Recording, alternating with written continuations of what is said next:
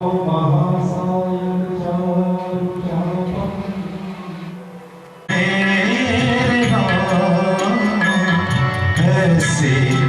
है मेरे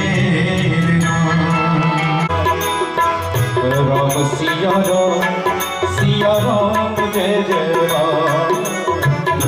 राम सिया राम जय जय राम। जो राम नाम नहीं गाते वो जीवन व्यर्थ गवाते।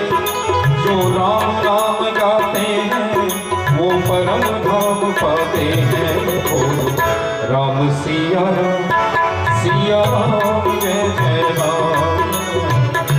राम सिया राम जय जय राम।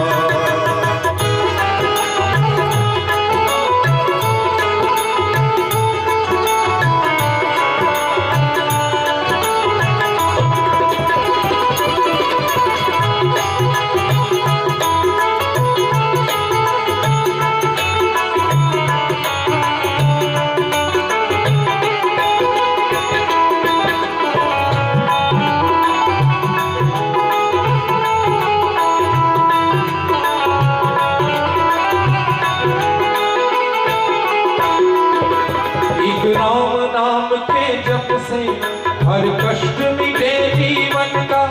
एक राम नाम के तप से पावन हो मन जन जन का।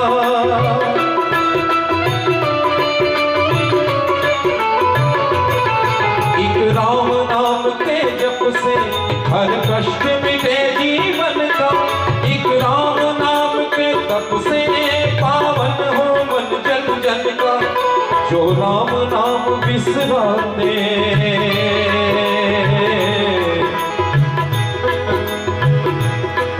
जो राम नाम बिसराते वो पग पग ठोकर खाते। जो राम नाम गाते हैं वो परम धाम पाते हैं। बोलो राम सिया राम जय जय राम। राम सिया राम जय जय राम। जो राम नाम नहीं गाते वो जीवन व्यर्थ गवाते। जो राम नाम गाते हैं वो परम धाम पाते हैं। बोलो राम सिया राम जय जय राम। राम सिया राम जय जय राम।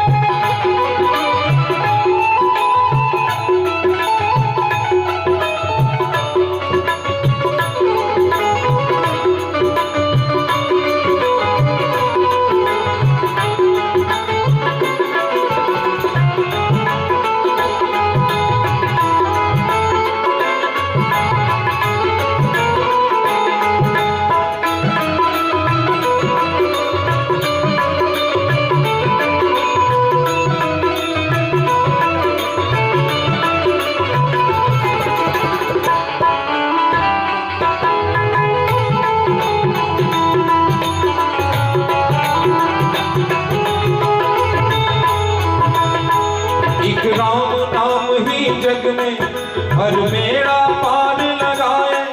एक राम नाम का सुमिरन मन में उजियारा लाए।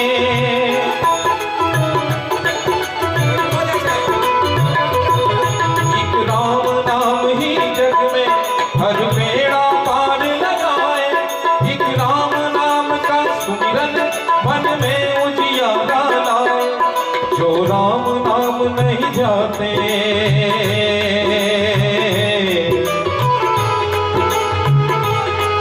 जो राम नाम नहीं जाते भव सागर में फंस जाते। जो राम नाम गाते हैं वो परम धाम पाते हैं। बोलो राम सिया राम जय जय राम। राम सिया राम जय जय राम। जो राम नाम नहीं गाते वो जीवन व्यर्थ गवाते। जो राम नाम गाते हैं वो परम धाम पाते हैं।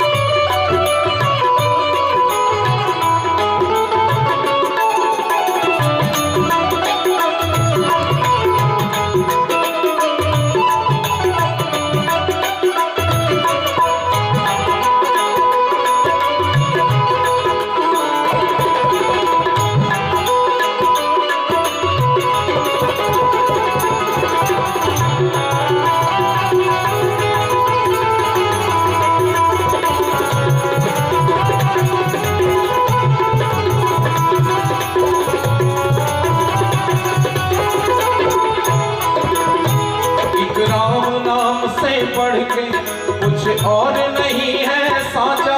कबीरा ने यही बताया, तुलसी ने भी यही बाचा।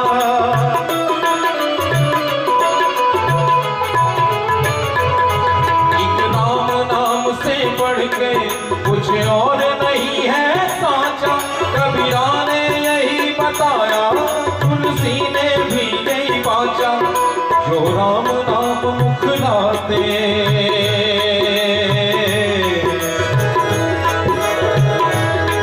जो राम नाम मुख लाते, वो धन्य धन्य हो जाते। जो राम नाम गाते हैं, वो परम धाम पाते हैं। बोलो राम सिया राम जय जय राम। राम सिया राम जय जय राम। जो राम नाम नहीं गाते, वो जीते जी मर जाते। जो राम नाम गाते हैं, वो परम धाम पाते हैं। बोलो राम सिया राम जय जय राम। राम सिया राम जय जय राम। राम सिया राम जय जय राम। सिया राम जय जय राम। सिया राम जय जय राम।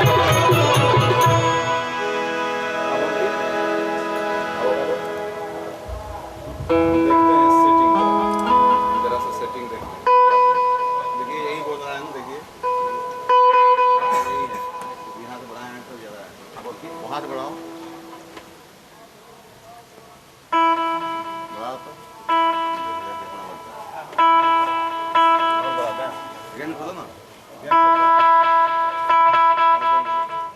अब आप श्री अंकित आनंद जी से एक भजन सुनेंगे और उसके बाद श्री दयानंद चौधरी जी का गीता दर्शन प्रारंभ हो जाएगा। इसलिए आप सभी महानुभाव, आप सभी आदरणीय श्रोतागण, निवेदन है, प्रार्थना है कि यथाशीघ्र पंडाल में आके अपना स्थान ग्रहण करें। जय श्री राम। अंकित आनंद।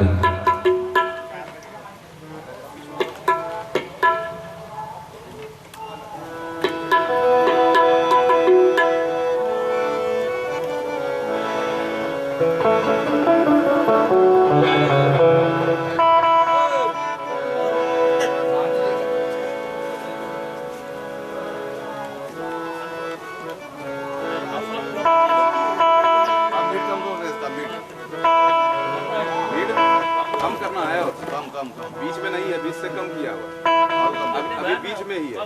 कम कीजिए, मीट कम कीजिए। अगर मैं छोटा करना चाहूँ साइज तो 3/1 में चलना पड़ेगा ना? बेस आपका ठीक है, लेकिन चंचन करता है आवाज, चंचन करता है। इसको निकाल दीजिए आउटपुट, यहाँ से आकर सुनिए करता है। आपका तो नहीं करेगा वो, तो मेरा क्या दोस्त है।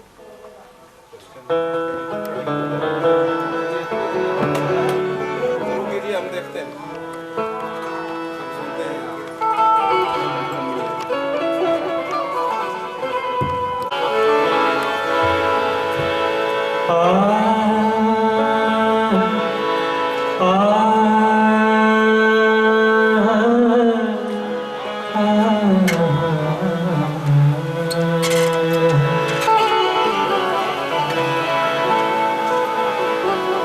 एक बहुत ही प्यारा सा माँ सरस्वती का भजन गाने जा रहा है।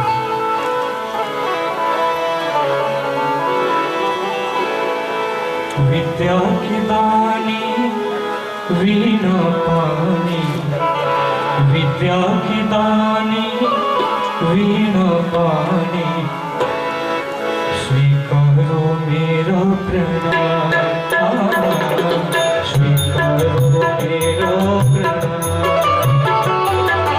विद्या की दानी वीणा पानी, विद्या की दानी वीणा पानी, स्वीकारो मेरा प्रणाम, स्वीकारो मेरा प्रणाम। करो विनती मैं तेरे चरण की,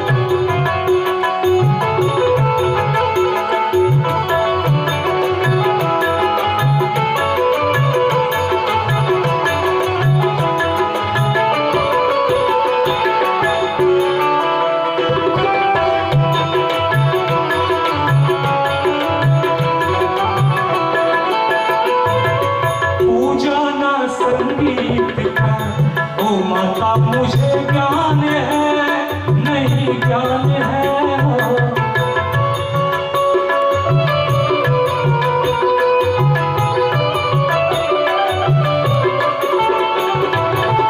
पूजा ना संगीत का ओ माता मुझे ज्ञान है नहीं ज्ञान है हो।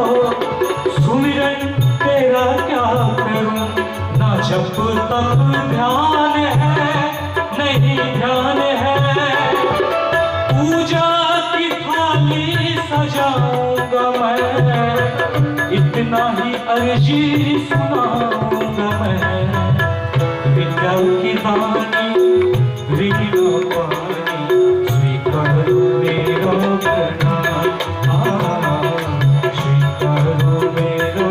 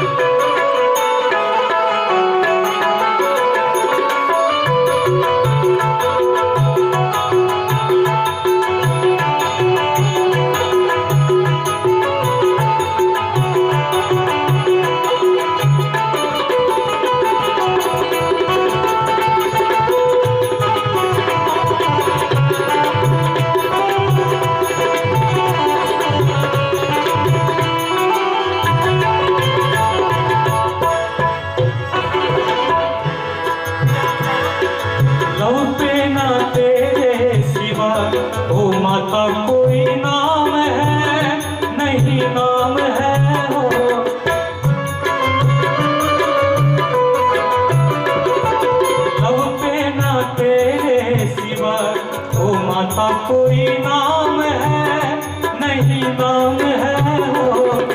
इस झूठी संसार से ना मुझे कोई काम है नहीं काम है। चरणों में सर को झुकाऊंगा मैं इतना ही विनती सुनाऊंगा मैं। विद्या की दानी वीणा पानी स्वीकारो मेरा प्रणाम। स्वीकारो मेरा प्रणाम। करो विनती मैं तेरे चरण की। आठों पहर सुबह हो सा आठों पहर सुबह हो सा। विद्या की दानी वीणा पानी स्वीकारो मेरा प्रणाम। स्वीकारो मेरा प्रणाम। स्वीकारो मेरा प्रणाम। सामने से लो बेटा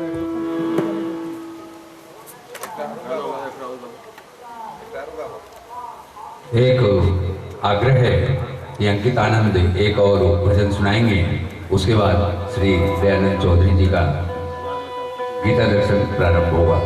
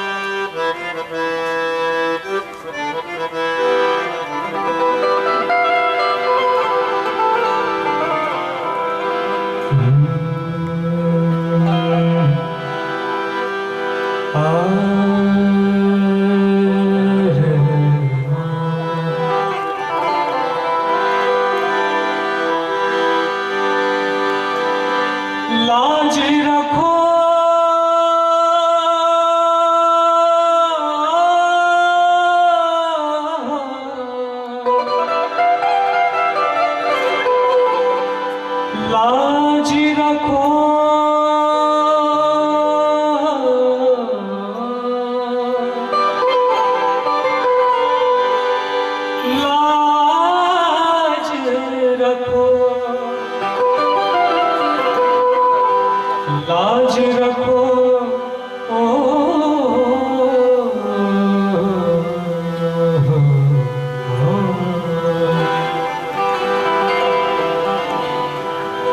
लाज रखो है कृष्ण मुरारी।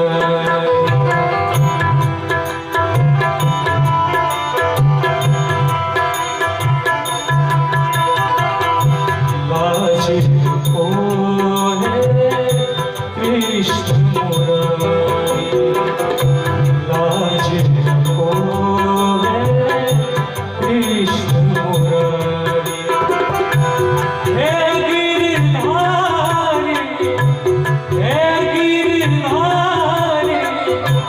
कृष्ण मुरारी। लाज रखो है कृष्ण मुरारी। लाज रखो है कृष्ण मुरारी।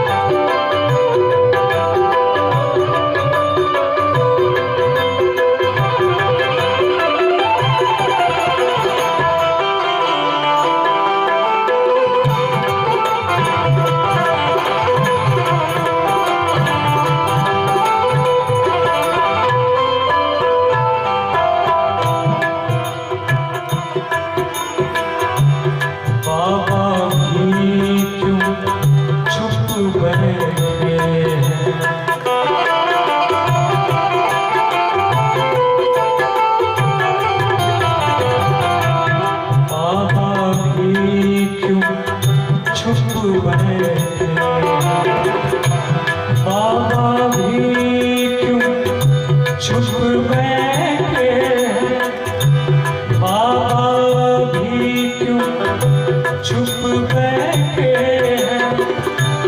बाबा भी क्यों चुप बैठे बाबा भी क्यों चुप बैठे पता नहीं क्या उनको लाचारी आज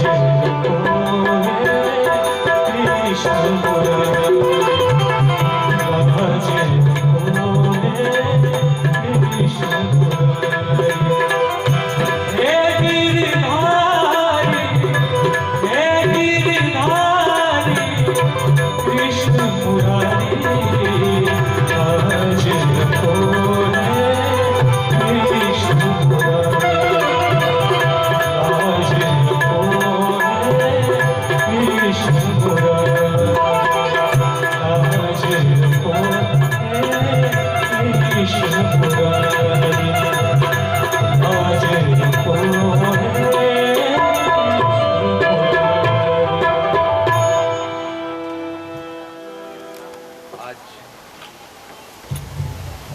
मानव सत्संग सेवा समिति अपना सातवीं वार्षिकोत्सव मना रहा है और आज चतुर्थ दिवस है। चतुर्थ दिवस के दूसरे सत्र में अब मैं श्री दयानंद चौधरी को आमंत्रित करना चाहूँगा, वो मंच पर आए और अपना गीता दर्शन प्रारंभ करेंगे। इसका लाभ आप सभी श्रोतागण ले पाएंगे, उठा पाएंगे। श्री दयानंद चौधरी आप सादर आमंत्रित हैं और अपना मंच पर आकर गीता दर्शन प्रारंभ करेंगे।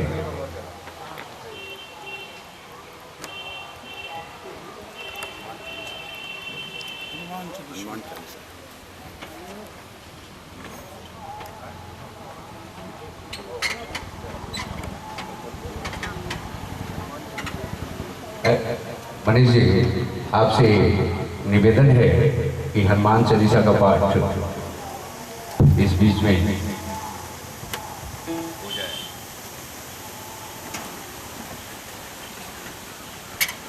लाइट छोड़ दिया। हेलो हेलो महावीर विक्रम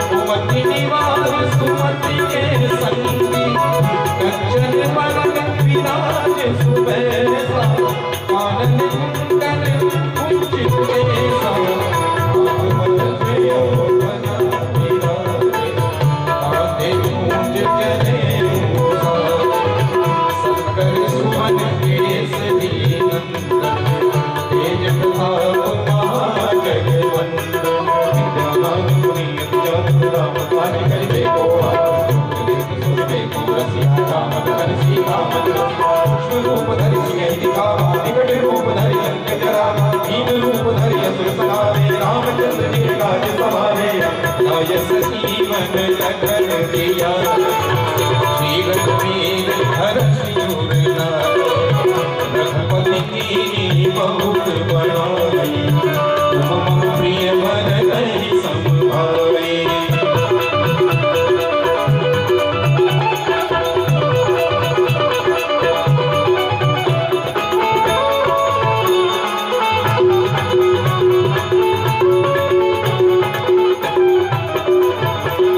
सहस्रवदन तुम्हरो जस गावे अस कहि श्रीपति कंठ लगावे सनकादिक प्रमादि मुनीसा नारद सारद सहित रहीसा जब कुबेर दिगपाल जाने कवि कोविद कहि सके कहते तुम उपकार सुग्रीव कीना राम मिलाय राजपद दीना गुरु बंधु विभीषण मामा लंकेश्वर वै सब जगन्नाथ सहस्त्र योजन बलवानो नियोगाय वज्रवदना तव मुद्रिका तेज मुखमाई जल दिलाग गए अग्रज नाई दुर्गम काज जगत के जेत सुख मानो कर तुम लेते राम तुम्हारे तुम रखवारे बोल गया कि तुम पैसारे सब सुख लह तुम्हारी सरना तुम रक्षक काहू को डरना।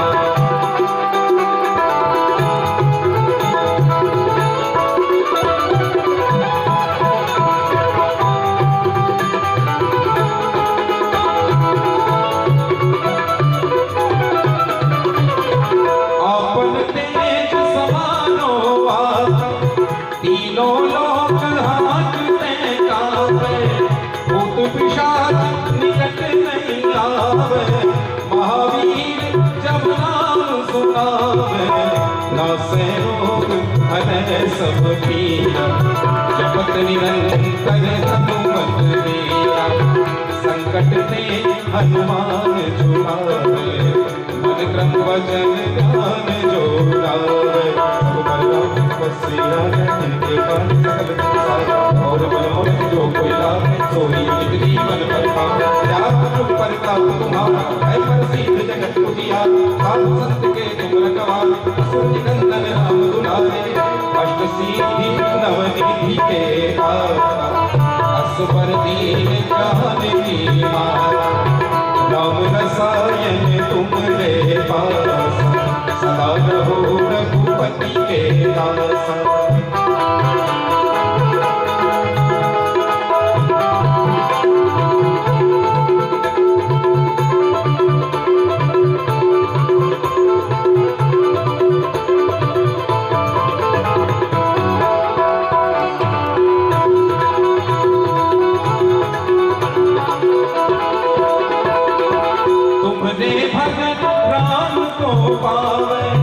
जन्म जन्म के दुख विसराई अंतकाल रघुवरपुर जाई। जहाँ जन्म हरि भक्त कहाई और देवता कीर्त न करई। हनुमत से सर्व सुख करई संकट कटत मिटे सब पीरा। जो सुमिरै हनुमत बलवीरा। जय जय जय हनुमान साई कृपा करहु जो सतबार पवन कोई सुखई बंदी महासुर। जो यह पढ़े हनुमान चालीसा होय सिद्धि साखी गौरी। तुलसीदास सदा है तेरा कीजे नाथ हृदय मन तेरा। तुलसीदास सदा हरि तेरा कीजे नाथ हृदय मन तेरा। तुलसीदास सदा हरि तेरा कीजे नाथ हृदय मन तेरा। कीजे नाथ हृदय मन तेरा कीजे नाथ हृदय मन तेरा। पवन तनय संकट हरण मंगल मूर्ति हो। राम लखन सीता सहित हृदय बसहु सुरभूप। बोले श्री राजा रामचंद्र भगवान की जय हो। श्री हनुमान जी महाराज की जय हो। अब हम अपनी परंपरा के अनुसार माल्यार्पण का कार्यक्रम करेंगे और माल्यार्पण के लिए हमारे श्री निवास मिश्र जी कन्हैयाचक निवासी हैं, उनको सादर आमंत्रित है। श्रीनिवास मिश्र जी कन्हैयाचक गांव के निवासी हैं, उनको सादर आमंत्रित है वो मंच पर आए और माल्यार्पण का कार्य करें। श्री निवास मिश्र जी कन्हैयाचक। हेलो हेलो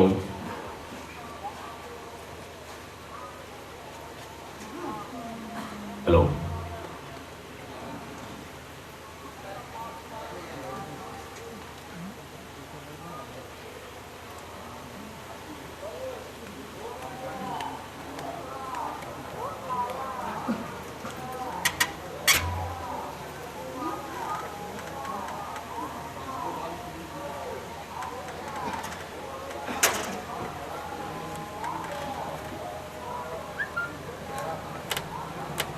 तालियों के द्वारा इनका अभिवादन करेंगे।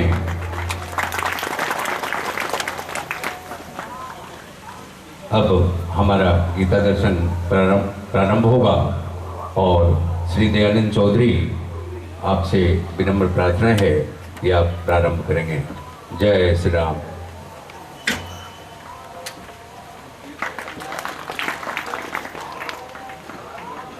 ओम तत्सत। राधे राधे।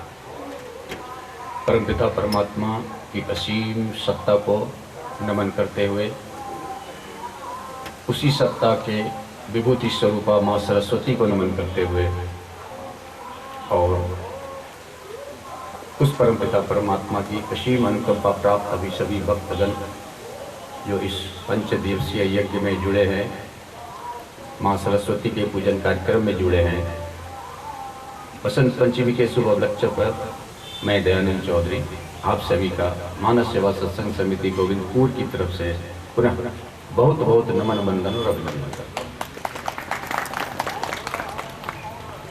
तो पिछले दिन कल हमने श्रीमद् भगवद गीता अध्याय 3 के एक प्रश्न को सिद्धांत के रूप में रखा था कि मनुष्य पाप कर्म क्यों करता है। अथकेन प्रयुक्त अयम पापम चरिति पुरुषः अनिच्छेन वार्ष्णेय बलात् एव नियोजिता। ये 36वां श्लोक है श्रीमद् भगवद गीता अध्याय 3 का, और ये अर्जुन का प्रश्न है भगवान श्री कृष्ण से, और भगवान श्री कृष्ण ने इसका जवाब दिया था, काम ऐसा क्रोध ऐसा रजोगुण समुद्भव महाहस्न महापापा विद्धि एनम इह वैरिणम। ये काम और काम से उत्पन्न क्रोध जो रजोगुण से उत्पन्न होता है, ये इस संसार का सबसे बड़ा बैरी है, सबसे बड़ा पापी है और सबसे बड़ा नरभक्षी है। और इस पर हमने तकरीबन 1 घंटा कल बात की थी। अब उसी बात को हम आगे बढ़ाएंगे आज और कल। और कल हम इस निष्कर्ष पे पहुंचे थे कि ये जो मन है ये सारे खुराफात का जड़ है, इस बात पे हम पहुंचे थे। इसलिए 9वां अध्याय का 33वां श्लोक में अर्जुन फिर से कृष्ण को एक प्रश्न पूछता है कि मनः चंचलम कृष्ण, मनः चंचलम कृष्ण, ये जो मन है बहुत चंचल है कृष्ण, इसको कैसे हम अपने बस में करें। तस् अहम निग्रह मन्ये वायु एवसी अम्बसी।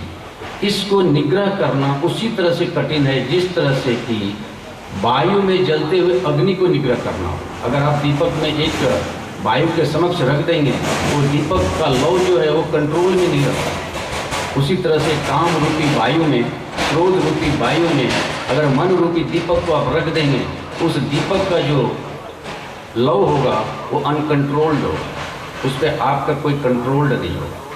और भगवान ने इसके आगे बहुत सारे उत्तर दिए हैं, तो उस उत्तर पे आ जाते हैं, क्योंकि प्रश्न सबको स्पष्ट है कि ये मनुष्य ना चाहते हुए भी इसके प्रभाव में आकर के पाप कर्म करता है। ये क्वेश्चन स्टेटमेंट बहुत क्लियर है श्रीमद् भगवद गीता का, और ये स्टेटमेंट हम सभी मनुष्य का है। कि कल हमने बात की थी कि हर व्यक्ति के अंदर इच्छा है, और उस इच्छा को पूर्ति करने के लिए मनुष्य चाहते ना चाहते हुए भी पाप कर्म करता है, बुरे कर्म करता है।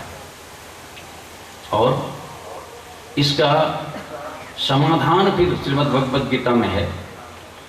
कृष्ण अर्जुन को कभी भी क्लियर कट आंसर नहीं देते, वो ऑप्शन देते हैं।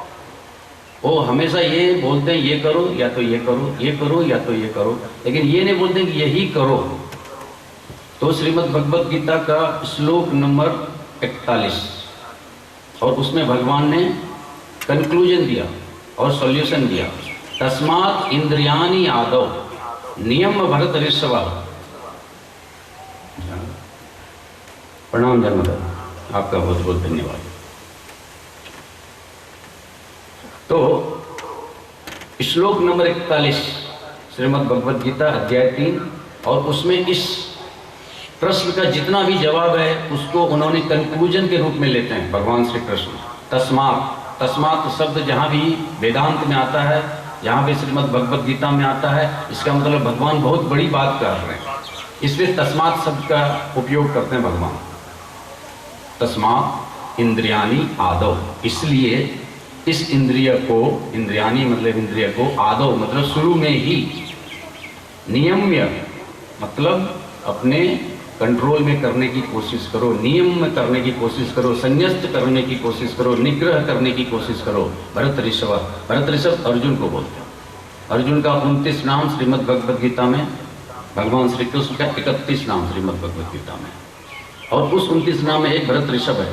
भरत ऋषभ मतलब जो भरत वंश में श्रेष्ठ हो वो भरत ऋषभ है, और वो अर्जुन का नाम है। क्यों? क्योंकि इसका दूसरा जो लाइन है बोलता है महापापा नाम, फिर से बोल रहा है कि काम जो है महापापी है। प्रजहि, इसको जीतो, कि ज्ञान विज्ञान नाशनम, क्योंकि ये जो पाप है हमारे सारे ज्ञान और विज्ञान मतलब विशेष ज्ञान, इस दोनों को नाश कर देता है। ये भगवान का स्टेटमेंट है, कंक्लूजन है। तो जब तस्मात आता है, तस्मात मतलब इंग्लिश में देयरफॉर होता है, मैथमेटिक्स में आप देखते होंगे therefore this is equal to this, जो फाइनल आंसर होता है उसमें देयरफॉर बोलते हैं। और चूंकि चूंकि चूंकि जब तक हम सवाल को सॉल्व नहीं करते हैं चूंकि चूंकि लिखते हैं, और जब सवाल का जवाब आ जाता है तो इसलिए बोलते हैं। इसलिए भगवान जब समझाने के बाद फाइनल कंक्लूजन देते हैं तो इसलिए बोलते हैं तस्मात। तस्मात को इंग्लिश में देयरफॉर बोलते हैं और हिंदी में इसलिए बोलते हैं। और दो बिंदा दे के नीचे जो बिंदा डालते हैं उसको इसलिए बोलते हैं मैथमेटिक्स में, और वो फाइनल आंसर होता है। तो भगवान ने बोला तस्मात इंद्रियाणी आदो नियम वर्तरिष्वः महापापानाम प्रजहि ही ज्ञान विज्ञान नाशनम। अभी आप ज्ञान और विज्ञान को थोड़ा समझना पड़ेगा बात को आगे बढ़ाने के पहले। श्रीमद् भगवद गीता में या तो वेदांत में या तो वेद में दो तरह का ज्ञान है, एक तो सामान्य ज्ञान और दूसरा विशेष ज्ञान। तो ज्ञान किसको कहते हैं? जहाँ पे हम देह और देही के भेद को समझते हैं, शरीर और आत्मा के भेद को समझते हैं, उसको हम ज्ञान बोलते हैं। क्योंकि अर्जुन का करना का मूल कारण ही यही था, और हम सभी जीव के पाप कर्म करने का मूल कारण ही है कि हम शरीर और आत्मा में भेद ही नहीं कर पाते। और अगर शरीर और आत्मा में भेद नहीं कर पाते तो उसका सबसे बड़ा कारण हमारा मन है, जो कि हमको शरीर से जोड़ के रखता है। इसलिए कल हमने मूलाधार शक्ति चक्र का बात किया था और आज हम उसके आगे बात करेंगे। तो ज्ञान जो है, अध्याय 2 सांख्य योग में भगवान ने 11 श्लोक से 30 श्लोक तक अर्जुन को ये बताया है कि तुम शरीर नहीं हो, तुम आत्मा हो। और आत्मा ना तो मरता है, ना शस्त्र द्वारा कटता है, ना पानी द्वारा भिगोया जाता है, नैनम छिदन्ति शस्त्राणि नैनम दहति पावका, न चैव क्लेदयन्ति आपा, न शोष्यति मारुता। ये 23वां श्लोक है सांख्य योग का। ना ही छत्र काट सकता है, ना पानी सुखा सकता है, ना आग जला सकता है, ना हवा सुखा सकता है, ये आत्मा है। और 21 नंबर श्लोक में फिर भगवान ने बोला कि ये जो आत्मा है ये तो ना तो जन्म लेता है ना तो मरता है, न जायते म्रियते वा कदाचिन, ना अयम भूत्वा भविता वा न भूय, अजः नित्य शाश्वत अयम पुरातन, ना हन्यते हन्यमाने शरीरे। इसका अर्थ हुआ ना जायते, न जन्म लेता है, ना म्रियते, न मरता है, कदाचिन कभी भी नहीं, ना अयम भूत्वा, ना भविता, ना भूय, ऐसा कभी नहीं हुआ कि आत्मा कभी नहीं था, ना कभी है और ना कभी होगा। ये अज है, नित्य है, शाश्वत है, पुरातन है। अज नित्य शाश्वत अयम पुरातन, ना हन्यते हन्यमाने शरीरे, मतलब नहीं मरता है, ना हन्यते मतलब नहीं मरता है, ना हन्यमाने मारे जाने पर शरीर, ये शरीर मर जाता है लेकिन आत्मा नहीं मरता है। तो श्लोक नंबर 11 से श्लोक नंबर 30 तक भगवान ने ज्ञान की बात की है। और ज्ञान मतलब इस शरीर से हम आत्मा को कैसे अलग समझें, इसको हम ज्ञान बोलते हैं। इसी तरह से और बहुत सी बातें हैं कि जो जन्म लेता है उसका मृत्यु निश्चित है, और जो मृत्यु लेता है उसका जन्म भी निश्चित है। जातस्य ही ध्रुवो मृत्यु ध्रुवम जन्म मृतस्य च, तस्मात् अपरिहार्य अर्थे न कश्चित् सोचितुम अर्हसि। भगवान ने फिर से 28वां श्लोक में सांख्य योग में ये बात कहा और वहाँ तस्मात् शब्द को यूज किया, यानी कि फिर से कंक्लूजन दिया। जातस्य ही ध्रुवो मृत्यु, जिसका जन्म हुआ, जातस्य ही जिसका जन्म हुआ, ध्रुवो मृत्यु, उसका मृत्यु ध्रुव है, ध्रुव से मृत्यु जन्म से, और जिसका मृत्यु हो गया उसका जन्म भी ध्रुव है। तस्मात्, फिर से तस्मात् शब्द भगवान ने यूज किया यहाँ पे। अपरिहार्य अर्थे, अपरिहार्य मतलब होता है जिसको बदला नहीं जा सकता है, जो अकाट्य है, जो अपरिमेय है, जिसका कोई भी काट्य नहीं है, उसको अपरिहार्य बोलते हैं। तो जिस चीज़ को काट ही नहीं सकते हैं, जिस चीज़ का कोई तोड़ ही नहीं है, जिस चीज़ का कोई सॉल्यूशन नहीं है, उसके लिए हे अर्जुन तुम सोच करने लायक नहीं हो। तस्मात् अपरिहार्य अर्थे ना तुम सोचितुम अर्हसि, ये 28 नंबर का श्लोक है।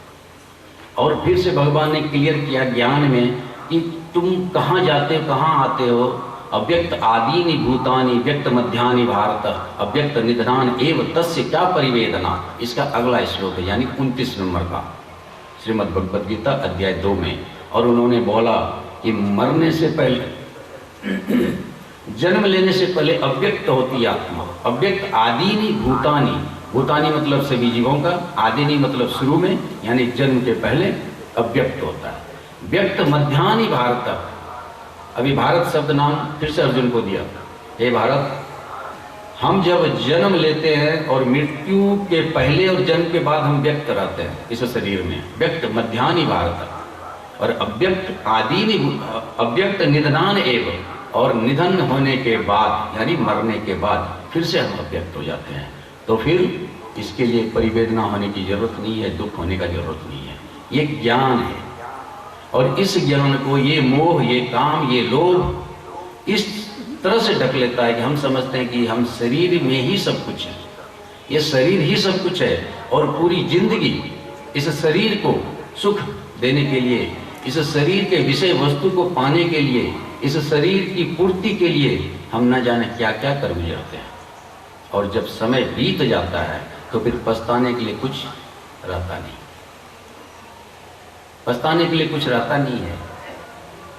और उस समय सिर्फ और सिर्फ पछतावा रह जाता है, फिर हम कुछ कर नहीं पाते। इसलिए देवियों सज्जनों, हमें ये सोचना पड़ेगा कि इस ज्ञान के द्वारा हमको शरीर और आत्मा का भेद समझना पड़ेगा। और आत्मा और शरीर के बीच में मन है, मन जो है पुल है आत्मा और शरीर को जोड़ने का। ये कल हमने बात की थी। मन जो है पुल है, इस शरीर को आत्मा से जो जोड़ता है उसका नाम मन है। और मन बहुत ही चंचल है, इसलिए अर्जुन ने कहा मन चंचल कृष्ण प्रमाति बलभद्रम तस्य अहं मन्ये निग्रह मन्ये वायु एव स वसी। ये बहुत ही चंचल है। और इसी बात को कठोपनिषद में 1:3:3 1:3:4 पहला स्कंद 3रा अध्याय 3रा श्लोक, पहला स्कंद 3रा अध्याय 4था श्लोक, इस दोनों में बहुत ही अच्छे तरीके से समझाया है, जिसको मैं यहाँ पे बताना चाहूँगा या बात करना चाहूँगा। ये शरीर हमारा रथ है और ये जो आत्मा ये रथी है। इसलिए उन्होंने बोला कि आत्मा नाम रतिम विद्धि शरीरम रथम एव च बुद्धि तु सारथिम विद्धि मनः प्रग्रहम एव च। ये श्लोक है कठोपनिषद का पहला स्कंद का 3रा अध्याय का 3रा। और इसका मतलब अब समझिए, आत्मा नाम रथिम विद्धि, इस आत्मा को रथी समझो। शरीरम रथम एव च, इस शरीर को रथ समझो। आप लोग श्रीमद् भगवद गीता या महाभारत में देखते होंगे तो एक रथ दिखाया जाता है, उसमें 5 घोड़े होते हैं, 5 घोड़े का लगाम श्री कृष्ण पकड़े रहते हैं और अर्जुन धनुष लेकर के उस रथ पे खड़ा होता है। ये श्रीमद् भगवद गीता अगर आपने किसी ने देखा होगा तो उसके पहला ही पेज पे ये होता है। या तो महाभारत का आप लोग वो जो आता था टीवी पे उसमें देखे होंगे, यदा यदा धर्मस्य जब शुरू होता है तो ये रथ दिखाया जाता है। तो ये रथ वही कठोपनिषद का है। ये आत्मा जो है ये रथी है और ये शरीर जो है ये रथ है। और इन बुद्धि तु सारथी विद्धि, और बुद्धि जो है उसको क्या समझो, सारथी समझो।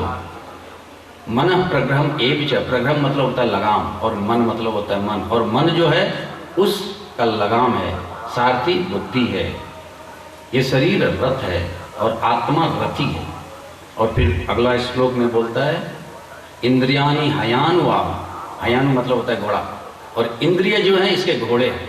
इंद्रियानि हयानुवाम विषयान तेषु गोचरान, और ये घोड़े कहाँ चलते हैं, जहाँ विषय मिलता है वहीं चलता है, जिधर विषय दिखा उधर ही चल देगा। और वो विषय काम क्रोध लोभ मोह मद मत्सर राग द्वेष अहंकार को प्राप्त करता है। इसलिए बोलता है विषयान इंद्रिय चरण आत्मवश्य विधेय आत्मा, मतलब वो इंद्रिय मन से और आत्मा से जुड़ करके आत्मा इंद्रिय मन युक्त भोगते दुख और सुख को भोगता है। आहु मनीषिण, ऐसे मनीषी ने कहा है। ये कठोपनिषद का 2 सूत्र है और इसमें बहुत ही इस शरीर को दिखाया गया है। ये शरीर रथ है, इसके जो मन है वो लगाम है, इसके जो इंद्रियां हैं वो घोड़े हैं। और हम सभी काम, क्रोध, लोभ, मोह रूपी पथ पे इस मन रूपी लगाम को ढीला छोड़ देते बुद्धि से, तो ये शरीर रूपी इंद्रिय उसके तरफ भागता है और अच्छा चीज़ खाने के लिए, अच्छा चीज़ छूने के लिए, अच्छा चीज़ सूंघने के लिए, अच्छा चीज़ सुनने के लिए हम बार बार उसी पथ पे जाते हैं। और जब उस पथ पे जाते हैं तो क्या होता है, हमारा आध्यात्मिक पतन हो जाता है। और यही बात हमने कल की थी। ये ज्ञान की बात हुई। और दूसरा बोल रहे भगवान की ज्ञान विज्ञान नाश में, ज्ञान का तो नाश होता ही है, विज्ञान का भी नाश होता है, विशेष ज्ञान का। तो अभी विशेष ज्ञान क्या है? ज्ञान है हमारे शरीर और आत्मा का भेद, और विज्ञान है आत्मा और परमात्मा का संबंध, इसे विशेष ज्ञान है। और श्रीमद् भगवद गीता का अध्याय 7 से लेकर के 12 तक जो भक्ति योग है, उसमें भगवान ने अपना परिचय दिया है कि मैं कौन, मैं तुम्हारा कौन, तुमसे मेरा क्या संबंध, मेरा और तुम्हारा क्या संबंध। तो 8वां अध्याय का 7वां श्लोक कल हमने बोला था, माम एव अंश, तुम सब मेरे ही अंश हो, सनातन अंश हो। जीव लोके जीव भूत, इस जीव लोक में जितने भी जीव भूत हैं, जितने भी लोग हैं, जितने भी जीव हैं, वो हमारा ही सनातन है, सनातन अंश है। माम एव अंश, जीव लोके जीव भूत सनातन। यह 8 अध्याय भगवत प्राप्ति का 7वां सूत्र है। लेकिन भगवान बोलते हैं मेरे को इसके बीच में नहीं पड़ने का, मेरा अंश हो, लेकिन मन खष्टान इंद्रियानि प्रकृति स्थित्वा कर्षति। ये मन और 5 इंद्रियां मिलके जो 6 इंद्रियां हैं तुम्हारे पास, उसके प्रकृति में फंस के ही तुम दुख और सुख भोगते हो। इसमें मेरा कुछ लेना देना नहीं, मेरा अंश हो। मैंने तुम्हें एक स्वतंत्रता दिया कि जाओ पृथ्वी पे जाके अपना कर्म करो, लेकिन कर्म जैसा करोगे वैसा फल मिलेगा। भगवान को कुछ लेना देना नहीं। और मैंने पहले कभी बात किया था कि भगवान को हमसे कुछ लेना देना नहीं, मेरे कर्म से कुछ लेना देना नहीं। वो तो हम हैं जो जैसा कर्म करते हैं वैसा ही फल मिलता है। और हमने एक पहले भी बोला था और अभी बोल दूं कि प्रभु ना दंड देता है, प्रभु ना माफ करता है। प्रभु ना दंड देता है, प्रभु ना माफ करता है। कर्म फल वो तराजू है जो सिर्फ इंसाफ करता है। दुख और सुख का बटन तेरे हाथ में है बंदे, तू ही से ऑन करता है, तू ही से ऑफ करता है। भगवान को कुछ लेना देना नहीं। भगवान एक कोरा कागज है, भगवान सूर्य का प्रकाश है, भगवान हवा है, भगवान पानी है। उसको आप कैसे यूज करते हो, लेकिन भगवान के बिना कुछ हो भी नहीं सकता है। वर्षा को कुछ लेना देना नहीं है कि उससे घास उगता है या उससे पेड़ उगता है, लेकिन बारिश अगर नहीं हुआ तो ना घास उगेगा ना वृक्ष उगेगा। इसी तरह से भगवान को कुछ लेना देना नहीं। जीव क्या करता है, लेकिन भगवान के बिना जीव कुछ नहीं कर सकता, क्योंकि माया भी भगवान के अधीन है। मया दक्षेण माया सुयते चराचर, श्रीमद् भगवद गीता अध्याय 9 का श्लोक नंबर 10। भगवान बोले मेरे ही अधीन ये माया काम करती है। मया दक्षेण माया सुयते चराचर, और ये प्रकृति के हिसाब से रूप बदलती है, गर्मी ठंडा बारिश ये सारे होते। तो ये विज्ञान है। श्रीमद् भगवद गीता अध्याय 10 श्लोक नंबर 20, अहम आत्मा गुणाकेश सर्वभूत आशय स्थितः अहम आदि मध्यम च सर्वभूतानाम अंत एव च। फिर भगवान संबंध बता रहे, अहम आत्मा गुणाकेश, मैं ही आत्मा हूँ। हे गुणाकेश, गुणाकेश अर्जुन को बोलते हैं, ऋषिकेश कृष्ण, गुणाकेश अर्जुन। अहम आत्मा गुणाकेश, हे गुणाकेश मैं ही आत्मा हूँ। सर्वभूत आशय स्थित, आशय मतलब हृदय होता है, सर्वभूत मतलब सभी जीव के, यानी कि मैं ही आत्मा सभी जीव के हृदय में वास करता हूँ। अहम आत्मा गुणाकेश सर्वभूत आशय स्थित, अहम आदि मैं ही आदि हूँ, मध्य मैं ही मध्य हूँ, सर्वभूतानाम अंत एव च, और सभी लोगों का अंत भी मैं ही हूँ। तो ये संबंध बता रहे हैं भगवान कि मैं कौन हूँ, मैं तुम्हारा ही हूँ, और तुम कौन, तुम भी मेरे ही हो। लेकिन तुम जब इस संसार में आते हो तो बिल्कुल कलमश रहित होकर आते हो, लेकिन वहाँ जाने के बाद माया के संसर्ग में आकर के, काम क्रोध लोभ मोह के संसर्ग में आकर के तुम क्या क्या करते हो, ये तुम्हारी जिम्मेदारी है। मैं सिर्फ एक रास्ता बता सकता हूँ, लेकिन उस रास्ते पे चलना या नहीं चलना वो ठीक उसी तरह से जिस तरह से कि मन रूपी लगाम को ढीला छोड़ दो बुद्धि से, तो इंद्रिय रूपी घोड़े किधर जाएंगे, जिधर विषय वस्तु मिलेगी उधर ही जाएंगे वो। लेकिन अगर बुद्धि द्वारा मन के लगाम को कस के पकड़े रहो तो घोड़ा सही दिशा में जाएगा, यानी कि आध्यात्मिक दिशा की ओर जाएगा। ये ज्ञान और विज्ञान, इसलिए बोल रहे हैं कि ये जो काम है ये दोनों को नाश कर देता है, ज्ञान को भी और विज्ञान को भी। इसलिए इसको क्या करो, जीतो। महापापानाम प्रजही, प्रजही मतलब जीतो, क्योंकि ये ज्ञान और विज्ञान का नाशक है। तो कैसे जीतो, बोल तो दिया जीतो, लेकिन कैसे जीतो? तो भगवान बोल रहे हैं, विहाय कामान सर्वान पुमान चरति निष्प्रह निर्मम निहंकार स शांति मधिगच्छति। ये श्लोक नंबर 71 यानी 71वां अध्याय 2 सांख्य योग स्थित प्रज्ञ। स्थित प्रज्ञ का 72वां श्लोक के पहले का 71वां श्लोक में बोल रहे हैं, विहाय मतलब छोड़ के, कामान मतलब काम को, सर्वान सभी, यानी सभी काम को छोड़ के, पुमान चरति निष्प्रह, पुमान मतलब आदमी, चरति मतलब करता है, निष्प्रह मतलब निष्प्रहिता, निर्मम निर्ममता, निहंकार निहंकारिता, 3 शब्द बोले उन्होंने। किसको छोड़ने बोला? कामना को। किसको छोड़ने बोला? अस्पृहता को, उसका उल्टा निष्प्रहिता। किसको छोड़ने बोला? ममता को, उसका उल्टा निर्ममता। किसको छोड़ने बोला? अहंकार को, उसका उल्टा निहंकार। यानी कि निहंकार को पकड़ो, निर्ममता को पकड़ो, निष्प्रहिता को पकड़ो और ममता को छोड़ो, कामना को छोड़ो। तो जब इसको छोड़ दोगे तो शांति मधिगच्छति, तुम शांति को प्राप्त करोगे। और शांति का यहाँ अर्थ होता है मोक्ष, क्योंकि सुंदरकांड का पहला शब्द शांतम है। पहला शब्द शांति से शुरू होता है, शांतम शाश्वतम तो प्रमेय मनगम निर्वाण शांति प्रदम। इसलिए सुंदरकांड को मैं जोड़ के रखूंगा, कल भी जोड़ूंगा, आज भी जोड़ूंगा, क्योंकि सुंदरकांड के माध्यम से, हनुमान जी के माध्यम से इस बात को हम आगे बढ़ाएंगे। और सुंदरकांड में पहला शब्द शांति, और यहाँ भी भगवान बोल रहे हैं कि जो ममता को छोड़ेगा। अस्प्रियता मतलब क्या होता है? अस्प्रियता मतलब होता है कि ये सारा चीज़ मेरा है, ये भाव जो है वो अस्प्रियता है। मालिकाना हक जिसको बोलते हैं, वो जो है ये घर मेरा है, ये नौकर मेरा, ये चाकर मेरा, ये बैंक बैलेंस मेरा, ये रुपया मेरा, ये पद मेरा, ये पदवी मेरा, ये पोजीशन मेरा, ये सारे अस्प्रियता है।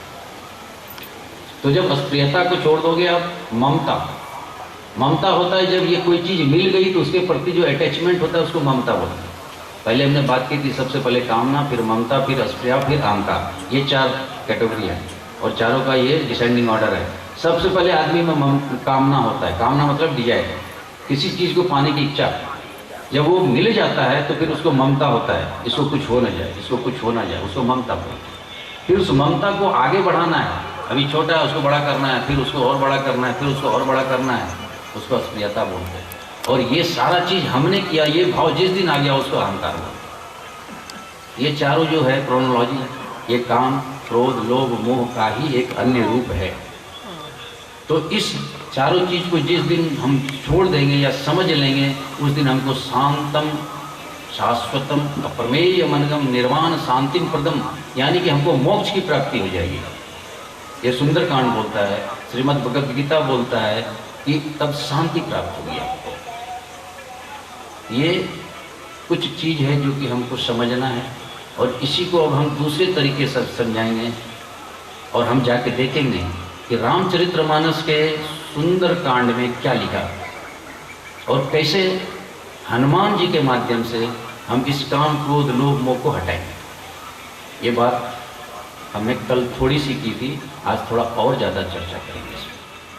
तो आप देखेंगे विभीषण और राम के बीच का जो संवाद है, तकरीबन 46वां दोहा से लेकर 48वां दोहा तक सुंदरकांड में विभीषण और राम का संवाद है।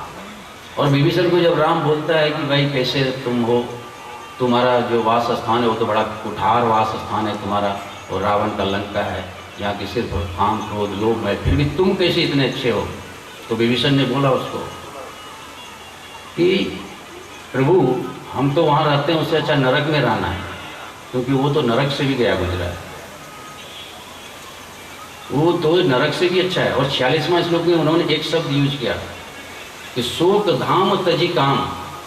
46वां दोहा अगर आप देखेंगे सुंदरकांड का, कि तब लगी जीव न भजम राम शोक धाम तजी काम, कि जब तक जीव शोक का धाम, धाम मतलब होता है निवास स्थान, और शोक मतलब होता है दुख, दुख का निवास स्थान काम को जब तक छोड़ के राम को नहीं भजता है, तब तक जीव को सपनों नहीं विश्राम, तब तक जीव को जीवित अवस्था तो छोड़ो, सपने में भी विश्राम नहीं होगा, यानी शांति नहीं मिलेगा।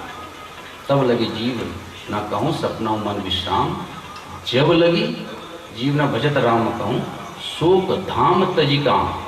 यानी कि विभीषण बोल रहे हैं कि मैं रहता तो लंका में हूँ ठीक, लेकिन मेरा ये बहुत क्लियर कट मानना है कि जब तक काम को नहीं छोड़ दूँ, जब तक आपको नहीं भजूँ, आप मतलब परमपिता परमात्मा, इस जगत का नियंता, चाहे वो आप राम कहो, कृष्ण कहो, शिव कहो, जो भी कहो, है एक, वो सर्वशक्तिमान जो है, उसको जब तक आप नहीं भजोगे तब तक शोक का धाम जो काम है उससे मुक्ति नहीं मिलेगी। और उसके आगे बहुत से चौपाई विभीषण ने कहा है, जिसमें कि एक चौपाई सिर्फ मैं बोलूँगा कि बहुत सारा चौपाई है, हमको चौपाई पढ़ना नहीं है, सिर्फ तत्व को समझना है। ममता तरुण तमी अंधियारी, राग द्वेष उलट सुखता, ये शब्द को आप जरा पकड़ो। 3 शब्द आए हैं, ममता राग द्वेष।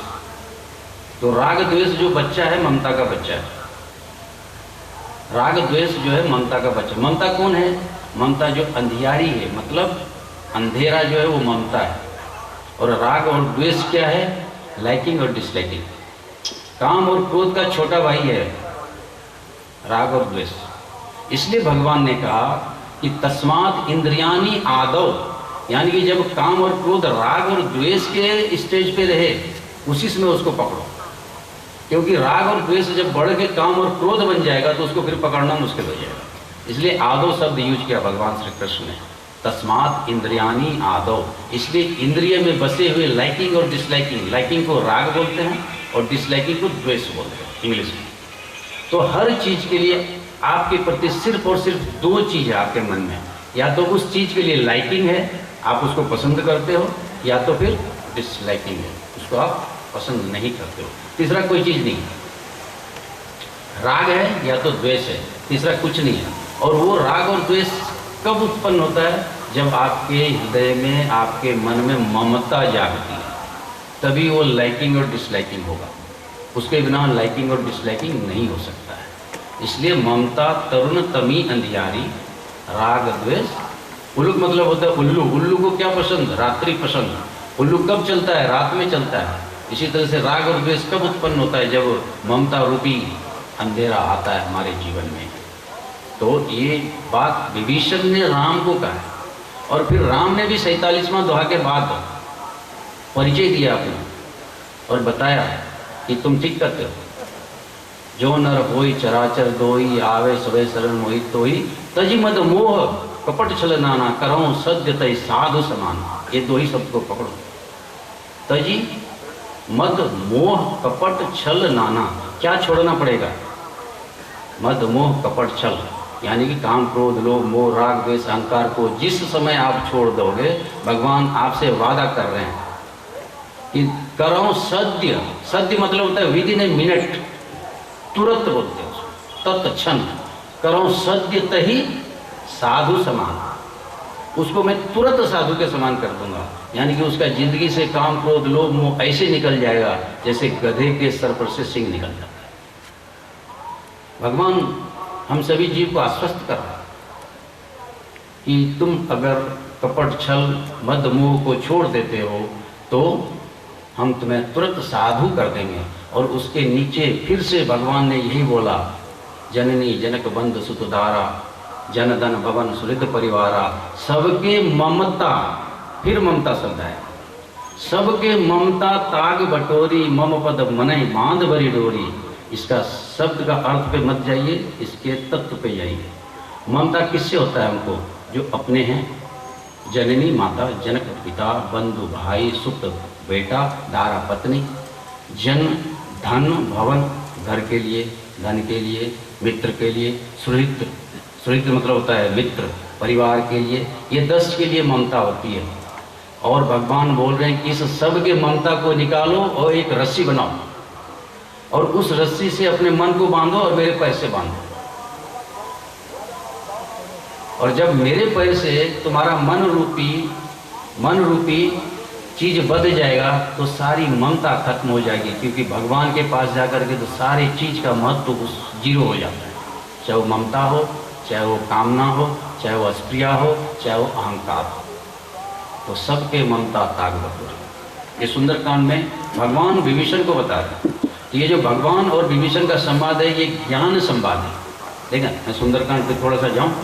33 दोहा तक सुंदरकांड में हनुमान जी का पराक्रम है और 33 दोहा के बाद हनुमान जी मौन हो गए। आप अगर सुंदरकांड पढ़ोगे तो 33 दोहा के बाद हनुमान जी ने कुछ नहीं बोला और 33 दोहा तक सिर्फ और सिर्फ हनुमान जी ही बोले और किए हैं जो भी किए हैं। समुद्र को नांगने से लेके, लंका को जलाने से लेके, अक्षय कुमार का वध करने से लेके, रावण के साथ संवाद करने से सिर्फ और सिर्फ हनुमान जी ही बोले हैं और कर्म किए हैं। लेकिन 33 दोहा के बाद और कायदा से पहला जो विश्राम है 35 दोहा, लेकिन 2 दोहा में हनुमान जी कुछ नहीं बोले। 33 दोहा तक ही हनुमान जी ने जो बोला या जो भी किया, 33 दोहा के बाद हनुमान जी मौन हो जाते हैं। और ये अपने को दिखाता है, हमारे व्यक्तित्व को दिखाता है कि आप जब कुछ कर्म करते हो तो अपना वाहवाही मत लूटो, अपने ऊपर सब मत ले लो, मैंने ये तोप छोड़ा, मैंने ये तोप छोड़ा। कर्म करो, चुप हो जाओ। और हनुमान जी से ये सीख लेना पड़ेगा। फिर ये अलग विषय वस्तु है। तो हमने बोला कि राम और विभीषण के संवाद में राम हम सभी को बोल रहे हैं कि जिस दिन तुम काम क्रोध लोभ मोह को छोड़ दोगे, मैं तुम्हें वादा करता हूं कि मैं तुम्हें साधु कर दूंगा। और श्रीमद् भगवद गीता में कृष्ण अर्जुन को बोल रहे हैं, क्षिप्रम भवति धर्मात्मा शाश्वत शांति मधिगच्छति प्रतिजानीह कौन्तेय नामे संत प्रणश्यति। ये 70वां श्लोक है अध्याय 9 का, 70 नंबर का श्लोक 1717। बोला क्षिप्रम, क्षिप्रम वहां भी शब्द यूज किया और यहाँ बोलता है सद्य, दोनों एक शब्द है। करो सद्य तय साधु समाना, राम बोल रहे हैं और कृष्ण बोल रहा है क्षिप्रम भवति धर्मात्मा। वो व्यक्ति तुरंत धर्मात्मा बन जाएगा, तुरंत। क्षिप्रम मतलब होता है तुरंत। और शांतम शांतम, शांतम शाश्वत शांति अधिगच्छति, और शाश्वत शांति को प्राप्त करेगा। प्रतिजानी ही, वो डिक्लेयर कर रहे हैं, बोलते हैं प्रतिजानी ही है कौन्तेय, हे कुंती पुत्र, तुम डिक्लेयर कर दो 18 अक्षौहिणी सेना में कि प्रतिजानी है कौन्तेय नामे, मेरा जो भक्त है, नामे भक्त प्रणश्यति, मेरा भक्त कभी नहीं मरता है। ये श्रीमद् भगवद गीता कह रही है, भगवान कह रहे हैं और यहाँ पे राम कह रहे हैं। तो आप कोई भी ग्रंथ लो, सार एक है। और हमने बोला था वेद का सार उपनिषद, उपनिषद का सार श्रीमद् भगवद गीता, गीता का सार रामचरितमानस, रामचरितमानस का सार सुंदरकांड, सुंदर का कांड, कांड का सार श्री हनुमान चालीसा।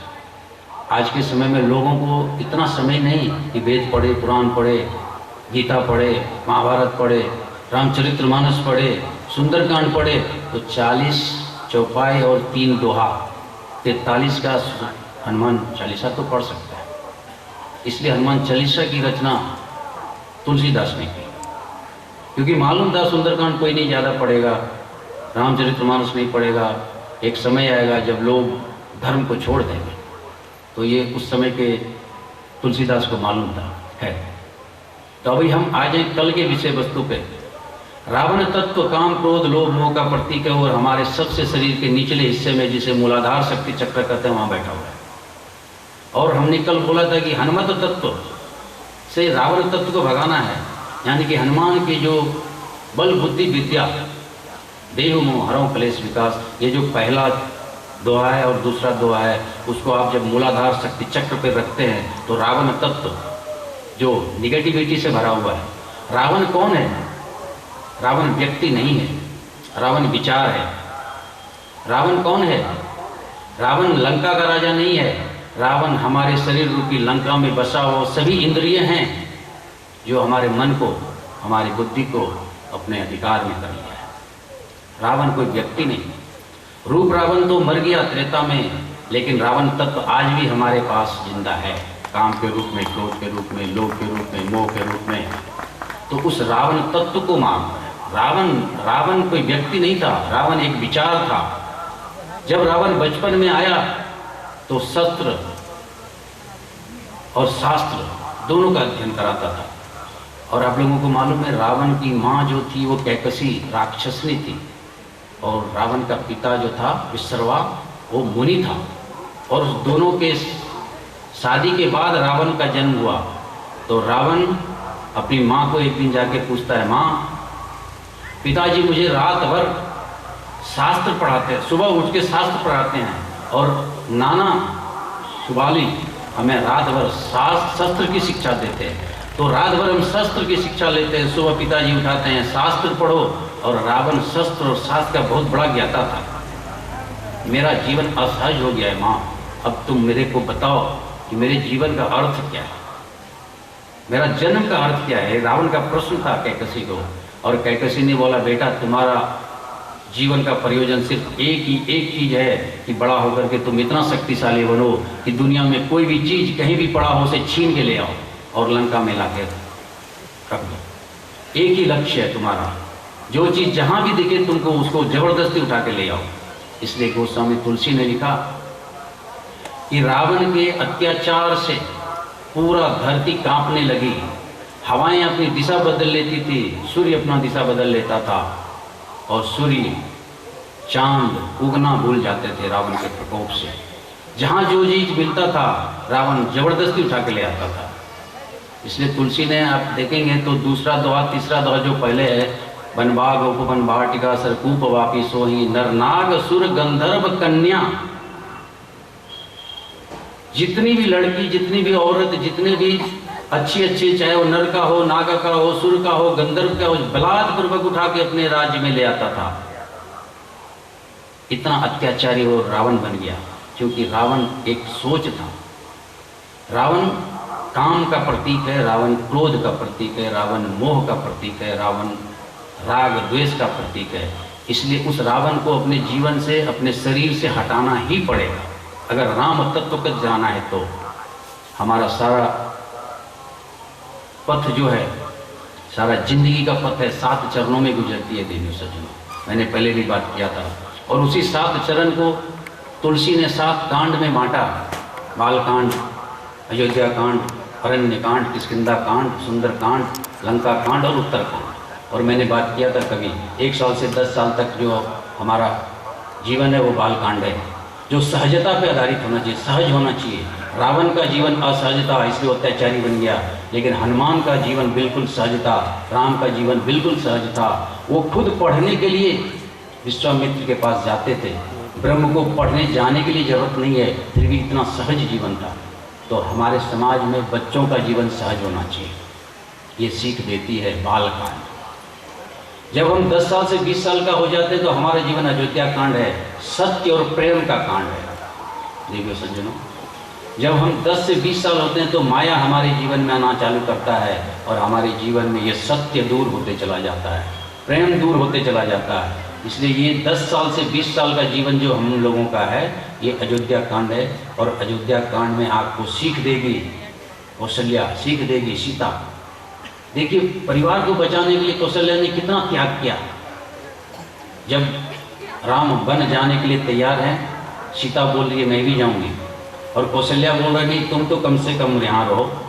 लेकिन जब सीता को अपने नाखून से पैर कुदेरते हुए, नाखून से अपना जमीन कुदेरते देखी, तो कौशल्या ने समझ लिया कि सीता का मन बिल्कुल है जाने का, और अगर इसको मैंने रोक लिया तो कुरुकुल का नाश हो जाएगा। इसलिए बोला जाओ। ये सत्य और प्रेम का परिभाषा है। तो हमारे परिवार में भी अगर एक व्यक्ति का भी कोई वक्तव्य हो, कोई मान्यता हो, तो उसे सहज पूर्वक सुने, उसे नकारें नहीं। ये सीख देती है अयोध्या कांड। और 20 साल से 30 साल का उम्र अरण्य कांड है। अरण्य कांड संतुलन का कांड है।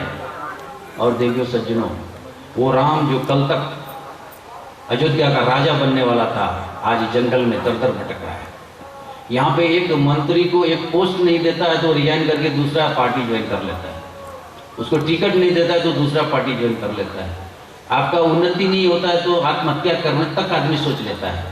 लेकिन राम जो छत्रपति बनने वाला था, सारे संसार का राजा बनने वाला था, और एक रात में वो जंगल चला गया, उसके पत्नी का हरण हो गया।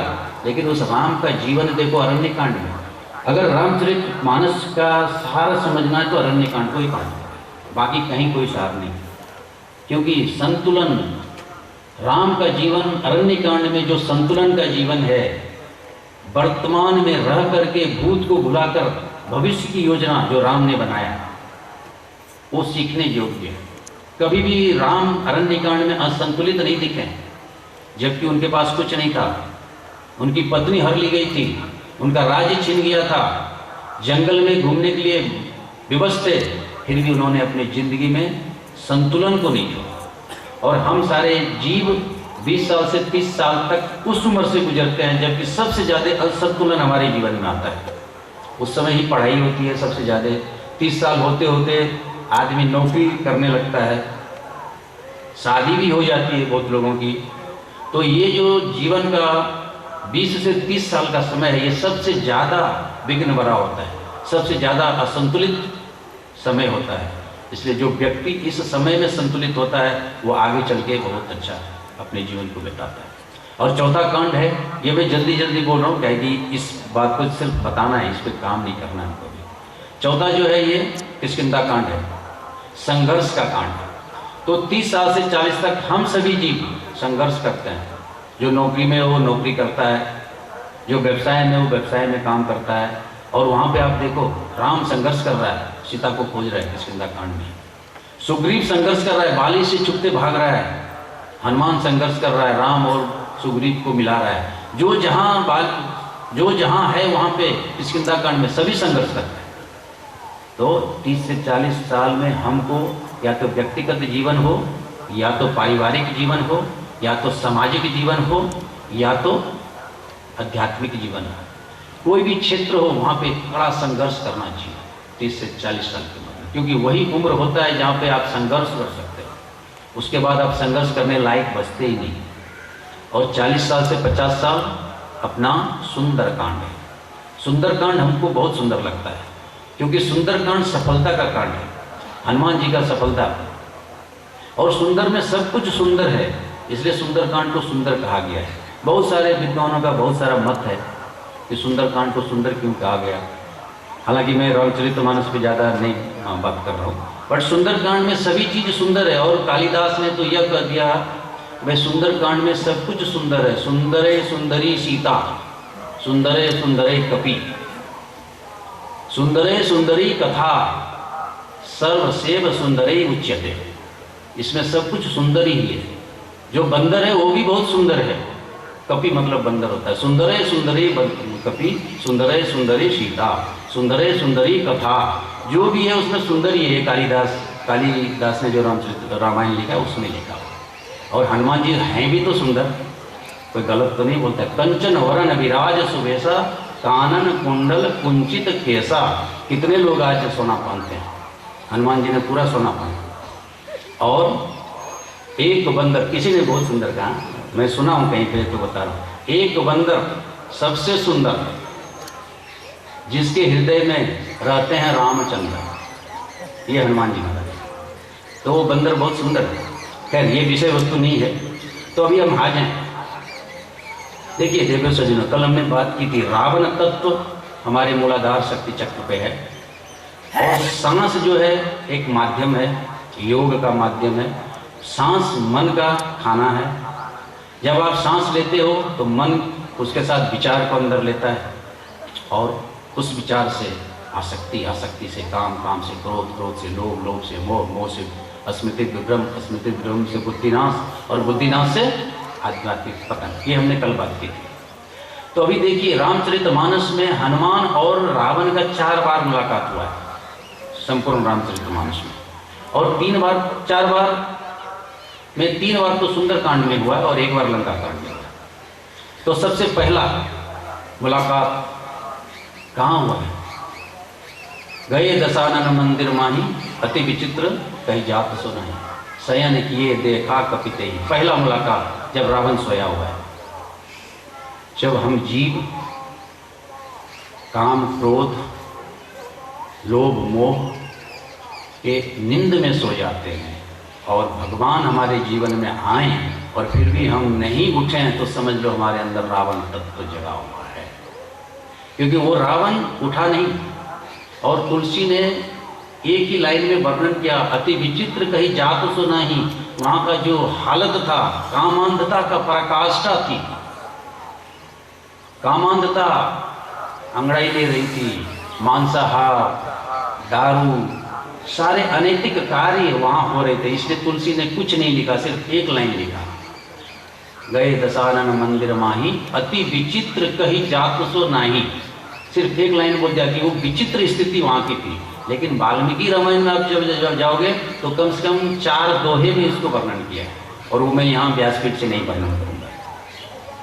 तो जब हनुमान जी वहाँ गए और देखा कि सोए हुए हैं, तो हनुमान जी को एक तरह से खुशी हुई कि सीता यहाँ नहीं है। शयन किए देखा कपिते ही, मंदिर महु न देह की बही देही। तो वहाँ पे सीता नहीं है। और वहाँ पे देखा कि राक्षसियाँ दारू का बोतल लेके सोया हुआ है, मांस का लोथड़ा वहाँ पड़ा हुआ है। कई माही समानुष धेनु कर अज खिदा सर बच्चे। वहाँ पे जिंदा मांस आदमी का, जिंदा मांस गाय का, जिंदा मांस बकरे का पड़ा हुआ है। तो तुलसी ने सिर्फ लिख दिया, अहिलाग तुलसीदास इसकी कथा कछु एक है कही। सिर्फ 2 लाइन में पूरा लंका का वर्णन किया है तुलसी ने, इससे आगे कुछ नहीं लिखा। खैर, तो हनुमान जी का पहला मुलाकात रावण के साथ जब रावण सोया हुआ है। लेकिन वही विभीषण जग गया। विभीषण जग गया, तही ताही समय विभीषण जागा, मन माहु तर्क करे कपिलागा। कि यहाँ पे इतना सज्जन कैसे रह रहे हैं लोग, ऐसा हनुमान ने सोचा। और उसी समय विभीषण जगा। तो जब विभीषण तत्व आपके अंदर में है तो कोई भी संत आएगा तो आप जग जाओगे। लेकिन रावण तत्व अगर आपके अंदर है तो कोई भी साधु, कोई भी संत, हनुमान संत हैं, वो आया फिर भी नहीं जगा। तो पहली मुलाकात रावण के साथ। दूसरा मुलाकात अशोक वाटिका में, जब हनुमान जी वृक्ष के ऊपर तरुपल्लव महाराल उकाई, करो विचार करो का भाई, तही अवसर रावण कहाँ। और उसी समय रावण आता है। पहला रावण जो है तामसिक है, वो निंद्रा का शिकार है। दूसरा रावण काम का शिकार है, और वो सीता को बहुत प्रलोभन दे रहा है। कह रावण सुन सुमुख सयानी, मंदोदरी आदि सर्वानी। वो रावण उस सीता को सुमुखी सयानी बोल रहा है, हे सयानी मुख, हे सुंदर मुख वाली सीते। और तुलसी ने उसके 2 चौपाई पहले ही लिखा, कृष्ण तनुशीस जटा एक बेनी। अब वो सीता जो जिसका शरीर सूखे हुए तृण के समान है, जिसका सर पे जटा बन गया है, वो कैसे सुंदर हो सकती है। फिर भी रावण इतना कामी है, इतना काम वासना उसके अंदर है कि हर स्त्री उसको सुंदर लगती है। दूसरा रावण काम का प्रतीक। और वहाँ पे हनुमान त्रिंद्र रोड का ब्रिज के ऊपर हैं, और सीता और रावण के बीच में बहुत ही उग्र संवाद हुआ है। सीता ने भी बहुत कुछ अपशब्द किया है, और रावण ने अपना तलवार चंद्रहास निकाल लिया काटने के लिए। मैं तनिया कहनी तुम जावा। उसी समय उसकी पत्नी आती है और उसको रोकता है। तो हनुमान की दूसरी मुलाकात उस रावण से हुआ जो काम का प्रतीक है। तीसरा मुलाकात राज दरबार में, रावण के राज दरबार में, जहाँ पे अशोक वाटिका को उजाड़ दिया, अक्षय कुमार को मार दिया। उसके बाद शक्तिवान से बांध करके लेके आया गया यहाँ पे। लेकिन उसके पहले थे जो सज्जन, जब हनुमान जी जा रहे हैं सुंदर कांड में अशोक वाटिका में, तो वहाँ पे देखा बहुत सारे रक्षक हैं। लेकिन वो रक्षक कोई भी हनुमान को कुछ कर नहीं रहा। हनुमान वृक्ष को तोड़ रहा है, फल को खा रहा है, लेकिन कोई कुछ बोलता नहीं उसको। तो हनुमान को बहुत आश्चर्य हुआ कि ये लोग उठता क्यों नहीं। हम इतना पेड़ तोड़ दिए। तो पता चला कि वो लोग सभी नशा पान करके सोए हुए थे। तो इन्होंने एक वृक्ष उखाड़ा और फेंका राक्षस के ऊपर। फिर सबका नशा टूटा, मारो मारो करके दौड़ा हनुमान जी के पास। तो हनुमान जी ने उसको कहा, रामायण में नहीं लिखा है, ये मैं जस्ट बोला। तो बोला कि अगर तुमको नशा पान करना है तो ये दारू का नशा क्या पान करते हो, ये गांजा क्या पीते हो, परमपिता परमात्मा का नशा करो। और एक सत्तार कवि है, उसने लिखा, लगाई जो हमने दम तो हमें दूर की सूझी, हमने जो लगाई दम तो हमें दूर की सूझी, भूखे ने जो लगाई दम तो उसे तंदूर की सूझी, मदारी ने जो लगाई दम तो उसे लंगूर की सूझी, और मुनि ने जब लगाई दम तो उसे हूर की सूझी। लेकिन कहत कवि सत्तार, सच्ची दम तो उसी ने लगाए जिसे प्रभु के नूर की सूझी।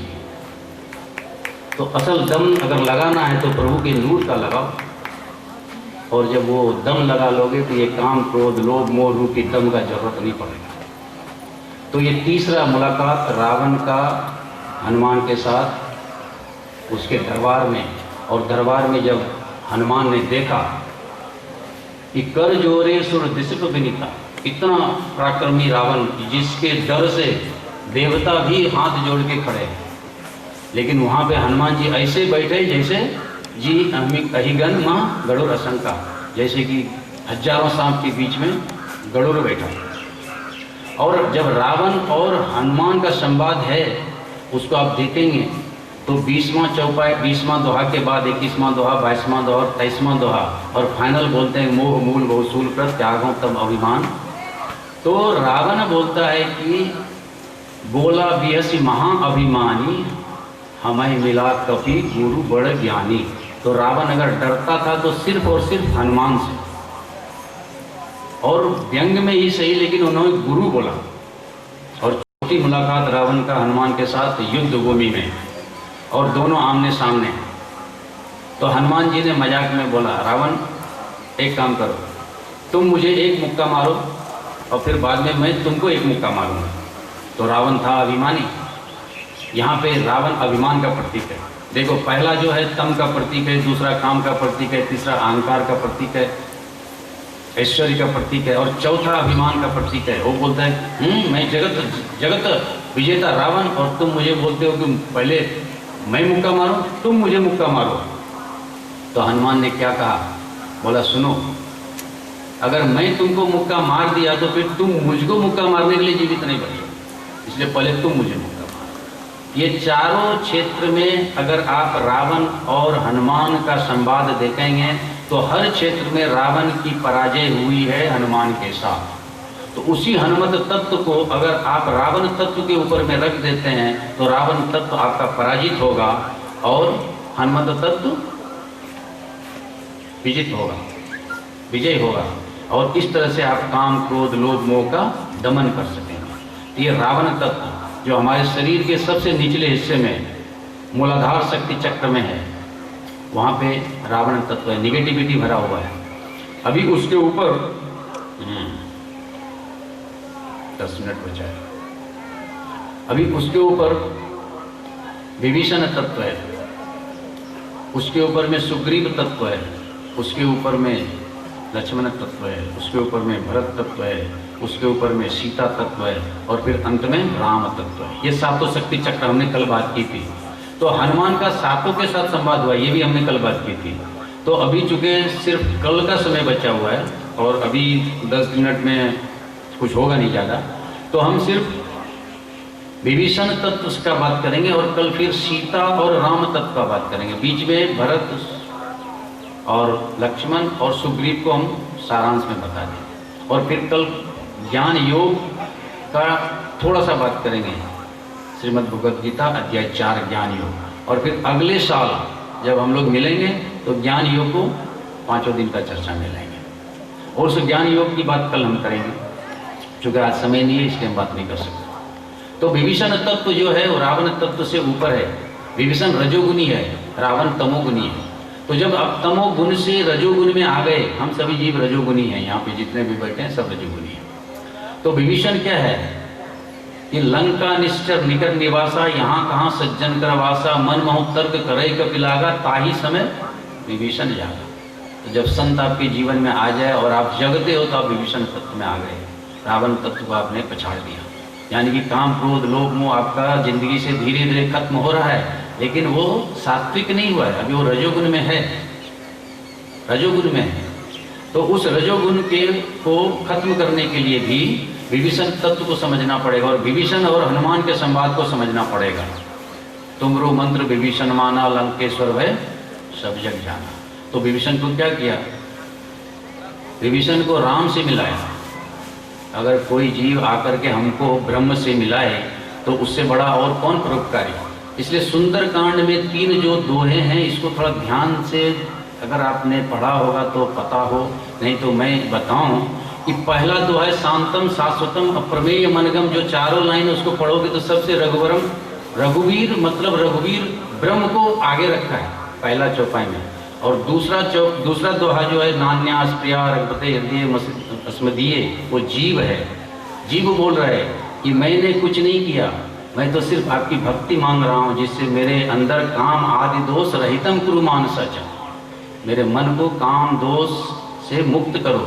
तो बीच में जीव को रखा। तुलसी बहुत होशियार हैं, सबसे आगे राम को रखा, प्रभु को, बीच में जीव को रखा, और सबसे पीछे किसको रखा? अतुलित दामम एम शैलावते धनुज मन कृषानम वानराणाम भीषम सकल निधानम। पीछे हनुमान जी को लगा दिया, यानी जीव बीच में, आगे प्रभु श्री राम, पीछे हनुमान जी भाग के जाएगा कहाँ। इसलिए सुंदरकांड के पहले 3 चौपाई में ही सफलता की गारंटी हम सभी जीव को दे दिया, और उसका रिजल्ट सुंदरकांड के अंत में दिया। जब सागर और राम का बात हो रहा है तो सागर यह करके अपना घर चले जाते हैं। सुख भवन संशय समन दमन विषाद रघुपति गुण गना तज सकल आस भरोस गावै सुनै संतति सत मना। ये वहाँ का सुंदरकांड का फल है। 3 फल है। कौन? सुख भवन पहला फल है, संशय समन दूसरा फल है, और दमन विषाद तीसरा फल है। तुलसी को मालूम था कि हमारे जो जीव हैं वो 3 तरह के हैं और तीनों फल मांगेंगे। 85% जो हम लोग हैं वो सांसारिक हैं और उसको सुख भवन चाहिए, इसलिए सुख भवन भी दिया। 15% जो लोग हैं हमारे 10% वो सन्यासी तरह के लोग हैं जो जिज्ञासु हैं, इसलिए संशय समन, उनको संशय होता है तो उसका समन करने के लिए। और सिर्फ 5% के लोग जो हैं इस दुनिया में वो संत हैं, उसको दमन विषाद, क्योंकि जो संत है उसको इस संसार में रह के बहुत कष्ट होता है। संसार के काम क्रोध लोभ मोह से वो संत बहुत दुखी होता है, इसलिए उन्होंने अपने दमन, अपने विषाद का दमन भी मांगा है फल में। और सुंदरकांड में ये तीनों फल मिले हैं, इसलिए सुंदरकांड सुंदर। तो आए समय की मर्यादा को ध्यान में रखते हुए 5 मिनट फिर हनुमत तत्व को सांस के द्वारा अंदर लेंगे, सांस के द्वारा बाहर करेंगे, और रावण तत्व को हम दूर भगाएंगे। तो अभी देखें, हमने कल रावण तत्व पे ये प्राणायाम किया था, आज भी हम रावण तत्व पे ही प्राणायाम करेंगे। लेकिन मैं बताऊं, अगर विभीषण तत्व को आपको जागृत करना है, सुग्रीव तत्व को जागृत करना है, अगर आपको लक्ष्मण तत्व को जागृत करना है, तो मैं एक एक पंक्ति बोलूं और हनुमान चालीसा से वो पंक्ति। तीसरा चौपाई जो है, तीसरा चौपाई और पहला दोहा, पहले हम पहले दोहे को रखेंगे मूलाधार पे, जो हमने कल भी रखा था। जय हनुमान ज्ञान गुण सागर, जय कपीस लोक उजागर, रामदूत अतुलित बलधामा, अंजन पुत्र पवन सुतना, महावीर विक्रम बजरंगी। ये तीसरा चौपाई, महावीर विक्रम बजरंगी, कुमत निवार सुमत के संगी।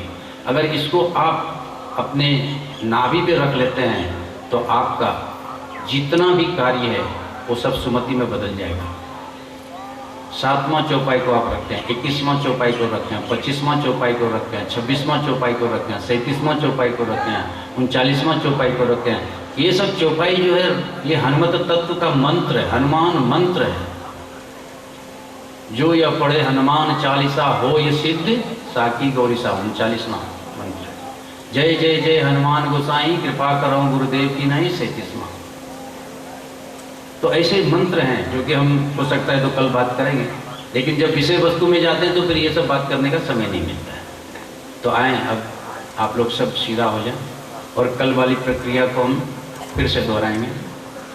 हनुमान जी का, हनुमान चालीसा का पहला और दोहा और दूसरा दोहा को अंदर लेंगे, बाहर लेंगे। आप लोग बिल्कुल सीधा हो जाएंगे, जितना सीधा हो सकते हैं, और रीढ़ की हड्डी को बिल्कुल सीधा रखेंगे और अपना ध्यान नज़र बंद करके, आंख बंद करके मूलाधार शक्ति चक्र पे रखेंगे, जो बिल्कुल शरीर के नीचे। और मैं चौपाई पढ़ूंगा, मैं दोहा पढ़ूंगा, आप नहीं पढ़ेंगे, आप सिर्फ मानसिक जप करेंगे। तो आप लोग सभी अपनी आंखों को बंद करके अपने भृगुटी के मध्य अपने आप को आत्म स्वरूप में देखना शुरू करें। मैं आत्मा अजर अमर अविनाशी उस परमपिता परमात्मा की दी हुई सारी शक्ति को अपने सांस द्वारा हनुमत तत्व को अपने शरीर के अंदर उतार रहे हैं। जय हनुमान ज्ञान गुण सागर, जय कपीस तिह लोक उजागर, रामदूत अतुलित बल धामा, अंजनी पुत्र पवन सुत नामा, महावीर विक्रम बजरंगी, कुमति निवार सुमति के संगी, कंचन वरन विराज सुबेसा, कानन कुंडल कुंचित केसा, हाथ वज्र और ध्वजा विराजे, कांजे मूंज जनेऊ साजे, शंकर सुवन केसरी नंदन, तेज प्रताप महाजगवंदन, विद्यावान गुणी अति चातुर, राम ताज कर गए को आतुर, प्रभु चरित्र सुन गए को रसिया, राम लखन सीता मन बसिया। ये आज चौपाई आप अपने सांस से अंदर लेके जाएं और अपने नाभि पर स्थापित कर दें। और महावीर विक्रम बजरंगी, कुमति निवार सुमति के संगी, महावीर विक्रम बजरंगी, कुमति निवार सुमति के संगी, महावीर विक्रम बजरंगी, कुमति निवार सुमति के संगी। इन सांस के द्वारा सिर्फ और सिर्फ ये मंत्र अंदर जा रहा है, कुमति बाहर आ रहा है, सुमति अंदर जा रहा है, महावीर का बल अंदर जा रहा है, सारे कमजोरियां बाहर आ रही हैं। और आप इस पंडाल में सिर्फ और सिर्फ अकेले, ना कोई बाएं ना कोई दाएं, ना कोई आगे ना कोई पीछे, परम सत्ता की असीम शक्ति को अनुभव करते हुए, रोम रोम में हनुमत तत्व को भरते हुए, उस परमपिता परमात्मा के सारे ज्ञान को अपने अंदर भरते हुए, राग द्वेष को दूर भगाते हुए, अपने शरीर में एक असीम शक्ति का अनुभव करें। उस शक्ति से सारे शरीर को प्रकाशित देखें। शरीर का एक एक अंग शक्ति से भरा हुआ, शरीर का एक एक अंग रोमांचित होता हुआ, हनुमान जी जैसा महावीर विक्रम बजरंगी, हाँ बजरंगी ऐसा बलवान शरीर होते जा रहा है, सारे अंग महावीर जैसा होते जा रहा है, वज्र जैसा होते जा रहा है, और सारी कुमति बाहर होते जा रही है, सुमति अंदर आ रही है। आँख बिल्कुल न खोलें देवियों सज्जनों, आँख को बहुत भारी महसूस करें, मानो श्री हनुमान जी महाराज आपके पलकों पे विराजमान हैं। सत्य की पताका लेकर के, प्रेम की पताका लेकर के, आनंद और खुशी का पताका लेकर हनुमान जी आपके पलकों पे विराजमान। पवित्रता आपके पलकों पर, ज्ञान आपके पलकों पर, बुद्धि आपके पलकों पर। और अब धीरे धीरे अपने पलकों को इस तरह से उठाएं जैसे हनुमान जी महाराज खुद अपने हाथों से आपको पलकों को खोल रहे हैं और चक्षु दृष्टि दे रहे हैं। ऐसा अनुभव के साथ आप अपने आँखों को धीरे धीरे खोलें और अपने दोनों हाथों से प्राप्त की हुई असीम ऊर्जा को अपने अंग में, अपने आँख में लगाते हुए इस भाव में आ जाएं कि आप एक दिव्य आत्मा, अभी जो आप थे वो अब नहीं है, आप बिल्कुल बदल गए।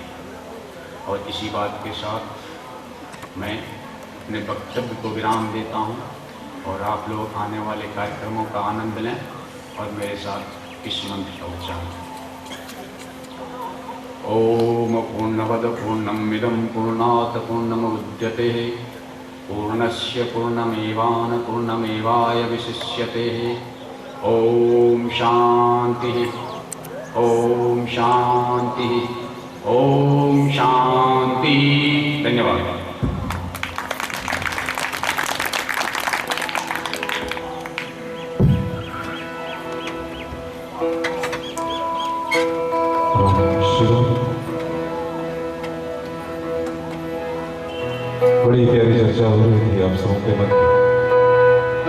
आइए हम सभी एक बार पुनः चलते हैं गंगा के तट पर प्रभु श्री व्यास जी महाराज का कुछ ही देर में व्यासपीठ पर शुभागमन होने वाला है।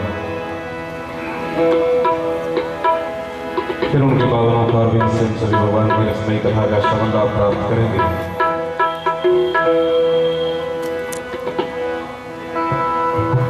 बड़ा ही प्यारा भाव है।